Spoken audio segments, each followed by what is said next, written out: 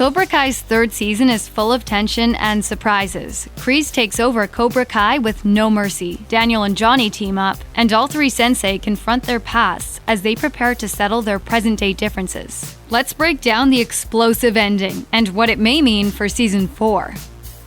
After Robbie makes Miyagi-Do infamous for what happened during the school melee in Season 2, Daniel finds that his karate-themed advertisements aren't so cute anymore, as his car sales begin to drag. His top competitor, Tom Cole, secures an exclusive distribution deal with Doyona and offers to buy Daniel's dealership at a bargain price. But Daniel decides to take a trip to Japan instead. After an inauspicious meeting with Doyona, Daniel visits Mr. Miyagi's home in Okinawa and reunites with Kumiko, the young woman he defended and had a romantic relationship with in The Karate Kid Part 2. Kumiko has several surprises in store for Daniel at Tomi Village, including Mr. Miyagi's old love letters to her late aunt, Yuki, and a visit from the now-grown woman he rescued from a typhoon as a child. She's now VP of International Sales at Doyona, and as a long-overdue reward for saving her life so many years before, she steps in to save his business relationship with the company. Not only does the LaRusso Auto Group come out of their PR nightmare relatively unscathed in the end, but they also convince Anush to return to their team and find that cousin Louie is actually a pretty solid salesman. With the dealership on solid ground once again, Daniel will be able to focus on his more personal matters going forward. Another familiar face Kumiko brings back into the picture is that of Chosen, who Daniel defeated in a brutal fight in The Karate Kid Part 2. Rather than holding a grudge, however, Chosen wants to make amends. Chosen reveals that his sensei, Sato, was also trained by Miyagi's teacher, so he has inherited several artifacts from Miyagi's dojo and wants to test whether Miyagi really taught Daniel everything he knew. During a match, Chosen stuns Daniel by striking several pressure points and disabling his limbs, a maneuver he attributes to Miyagi's teachings. After pinning Daniel, Chosen ends the fight by honking his nose, which is a playful nod to how Daniel ended their vicious bout so many years before. Chosen admits he has felt shame for his behavior back then and is relieved to learn that Daniel has forgiven him. In return, Chosen agrees to train Daniel in Miyagi's powerful move and also gives him a cherished scroll from Miyagi's collection to take home. Not only does Daniel walk away with a newfound peace agreement with Chosen, he's also armed with a very effective new defense technique. If only every rivalry can end like this. In addition to saving his business and learning a new trick in Japan, Daniel also gets some closure with Kumiko. Though the two had an intense connection in Okinawa all those decades ago, they lost touch with one another and moved on with their lives. The two lament the fact that they might have kept in contact more easily in the modern era of social media, but they part on great terms. Kumiko isn't the only ex that Daniel gets to finally say goodbye to either. Ali also returns to the picture after she and Johnny reconnect on Facebook. Though Johnny has finally begun a romantic relationship with Miguel's mom, Carmen, he can't resist the chance to catch up with his high school flame. The two spend a whole day together having fun at lunch and an arcade, and she takes him to a country club party that Daniel also attends. You remember Johnny Lawrence, right? How can I forget? Ali is bemused to find her former flames fighting just like old times, but correctly calls them out for being more alike than they'd like to admit. She also accepts Daniel's apology for ending things so abruptly, and thanks Johnny for making her feel young again before wishing him well with Carmen. The memory of fighting over Ali has always been a point of contention for Daniel and Johnny, but now that the two have gotten a chance to talk things out with her, they can finally let go of that piece of their animosity. And the truth is, you guys are more alike than you want to admit.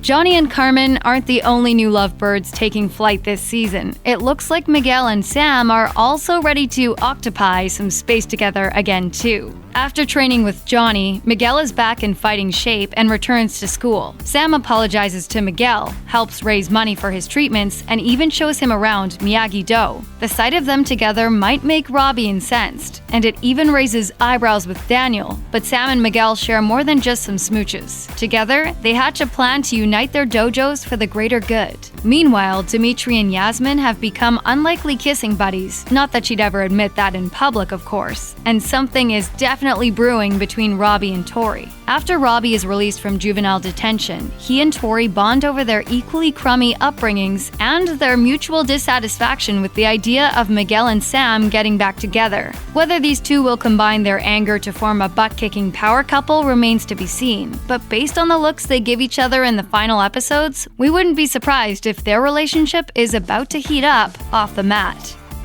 At first, Miguel has trouble convincing the members of Johnny's new Eagle Fang dojo to join forces with Sam's Miyagi-Do members. But once the Cobra Kais attack them all at their Christmas party, the battle lines are officially drawn. This means former besties turned rivals, Mitch and Chris, and Bert and Nathaniel can finally fight together again, instead of forcing themselves to hate each other. Perhaps the most surprising member to join this new team is Honk. He is initially poised to be Cobra Kai's new champion and takes Kreese's tough teachings to heart, even breaking Dimitri's arm during an off-the-mat confrontation. All season long, though, Honk watches with disdain as Kreese recruits most of his least favorite people to join the dojo, including his former bully Kyler and Robbie, who Honk still blames for what happened to Miguel. Look, I know some of these guys, and they're natural athletes, which is exactly what's been missing in our dojo.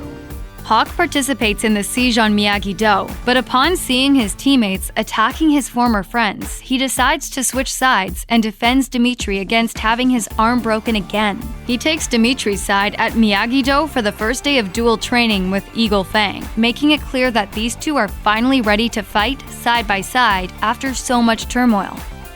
After the Cobra Kais attack the unsuspecting kids at Miyagi-Do, Johnny decides to confront his former sensei once and for all. He's surprised to find his son Robbie at the dojo rising to Kreese's defense. But Johnny still engages Kreese in a fight that very nearly turns deadly. Robbie discourages Johnny from using a sai on Kreese after he gains the upper hand, and Kreese makes him pay for that moment of mercy. After Robbie himself tries to pick a fight with Johnny, Johnny accidentally knocks him out against a locker, and Kreese nearly chokes Johnny to death. However, Daniel arrives in the nick of time and kicks Kreese off of Johnny. After a brief fight, Daniel uses Miyagi's disabling move to stop Kreese in his tracks. Kreese suggests that instead of this turning into a death match, they finish the fight by entering their students in the All-Valley tournament they all stood up to save. If Cobra Kai loses, Kreese promises to disappear from town for good.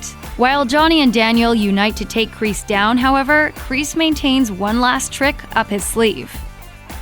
Throughout Cobra Kai Season 3, we finally learn why Kreese is so hell-bent on his strike-first and no-mercy philosophies. After enduring the death of his mother and bullying in his workplace, young Kreese finally fought back when one of his tormentors hit his girlfriend, Betsy, who then became Kreese's girlfriend. He signed up for a tour in Vietnam shortly after, and was recruited for a covert mission alongside his friends Ponytail and Twig. Tragically, the entire unit was captured on that mission. Ponytail was immediately executed, while the others were made to fight one another to the death above a pit of snakes. Kreese's captain, who regularly accused him of cowardice, was chosen to fight Twig, and Kreese volunteered to take Twig's place. The captain nearly defeated Kreese after he revealed Beth had died in a car accident, but Kreese gained the upper hand. Even as they were saved by air support, Kreese kicked the captain into the pit and declared he'd finally learned his lesson: show no mercy. Twig, who may not have seen Kreese kick the captain, told Kreese that he owed him a life debt and would always be there for whatever Kreese needed. Now it appears Kreese is finally ready to collect. After Kreese makes his deal with Johnny and Daniel to settle their disputes at the tournament, he makes a call to an old friend while holding a photo of himself with Ponytail and Twig.